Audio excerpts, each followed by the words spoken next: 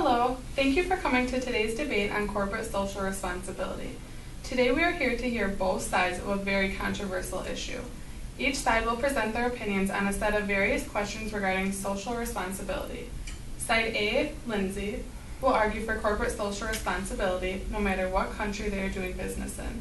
Kelsey will argue against corporate social responsibility in favor of focusing on the moral of the new country and making a profit.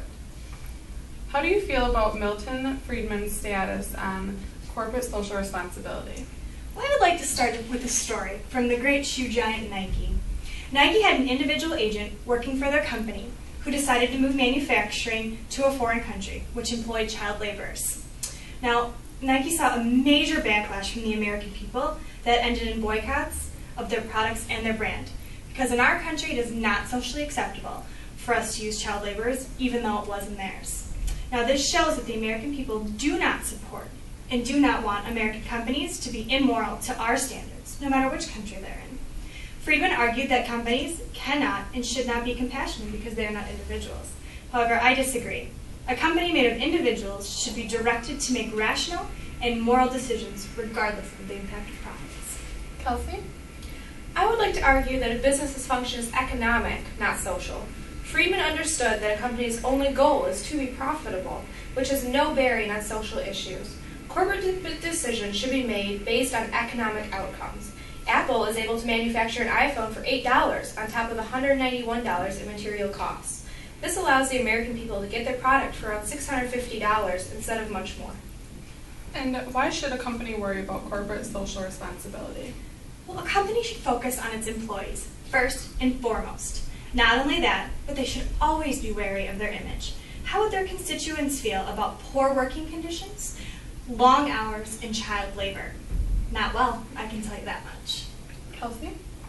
You talk about your employees being first and foremost, and we are not arguing that they shouldn't be. We are saying that we can't hire American workers if we are not focused on making profits. These profits are what pay salaries and pay shareholders. And in our free economy, why shouldn't, or rather, why should profit maximization dictate our actions? Well, profit maximization is always going to be a major player in every corporate decision. However, there is no company without the workers that work within it. There are always other ways to cut costs other than in labor. An example is General Mills. They're cutting 20% by engaging in sustainable energy and not cutting labor costs. Kelsey?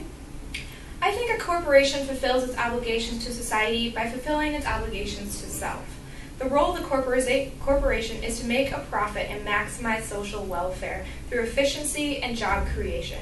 When a company focuses only on social responsibility, they fall prey to competitive disadvantage because of cost increases.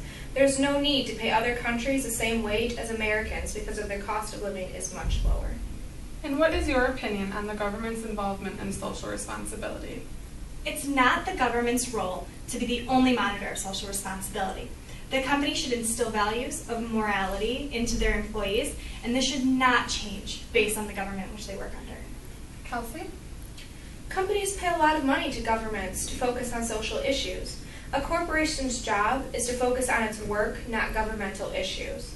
If the government wanted to make child labor or any other issue illegal, then that is their responsibility, not a company's. We are not in the business of making laws or rules in every country. Speaking of that, what is your opinion on the level of supervision and regulation needed to make a corporation act in the interest of the wider community? Because I think that it's important for a company to act in the interest of the wider community. I think there should be some supervision and regulation on corporations to ensure they have the best interests of the host country.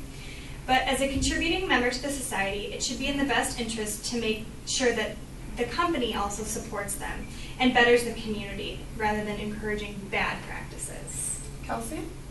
I'm a supporter of the idea that a corporation should try to ingrain itself in the host community. It is important to try not to ruffle too many feathers and fit in the best we can. As just one corporation, we aren't going to change cultural norms in a community in a lasting fashion. Our job is to not disrupt the community, but rather make a smooth transition into their way of living while still making a profit. And what is your opinion on companies that take corporate social responsibility to the next level, such as Tyson Food, and use that in their day-to-day tasks? When a corporation acts in a positive way, it encourages its employees to be better as a whole.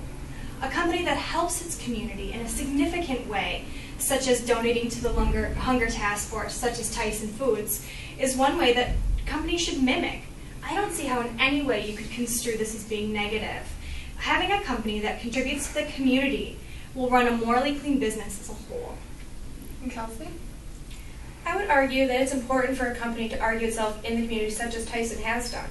However, sometimes this has come across as forceful or fake and could create hostility between employees who may not share the same values and beliefs that the company is strictly inflicting upon their employees. All right, thank you, Lindsay and Kelsey. This concludes our discussion today.